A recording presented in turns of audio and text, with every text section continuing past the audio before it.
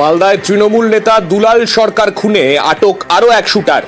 তৃণমূল নেতা দুলাল সরকার খুনে আটক শুটার মোহাম্মদ আশরার। আমাদের সঙ্গে আমাদের প্রতিনিধি সেবক রয়েছেন, সেবকের থেকে আরেকটু বিস্তারিতভাবে জেনে নেব কে এই মোহাম্মদ আশরার, তার কি ভূমিকা ছিল এই খুনের ক্ষেত্রে। সেবক।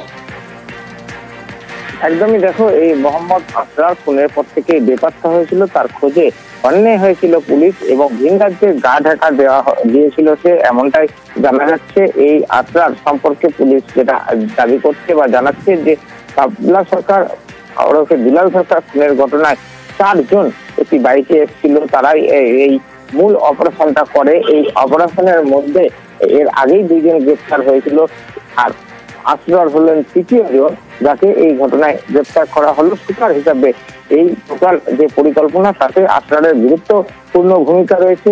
এই আশরার, যেটা জানা যাচ্ছে, বিহারের পুরুলিয়া জেলার বালাসি এলাকায় কানহারিয়া মণিপুর এখানে মিনাপুর এখানে তার বাড়ি। 22 বছরের যুবক আশরার, সে কিন্তু একজন ভাড়াটে খুনি হিসেবেই তাকে হায়ার করা হয়েছিল এবং এই ঘটনায় খুনে তার প্রত্যক্ষ ভূমিকা, আর তাকে জেরা করে এই খুনের ঘটনায় আরো তথ্য জানা যাবে এমনটাই পুলিশ সূত্রে জানা যাচ্ছে। গত 2 তারিখে মালদাতে নিজের ফ্যাক্টরিতে যাওয়ার পথে তাড়া করে খুন করা হয়, কার্যত গুলিতে ঝাঁঝরা করে দেওয়া হয় তৃণমূলের দাপুটে নেতা দুলাল সরকারকে। এই ঘটনায় আগেই 7 জন গ্রেপ্তার হয়, এরপর আশরার আটক হওয়া।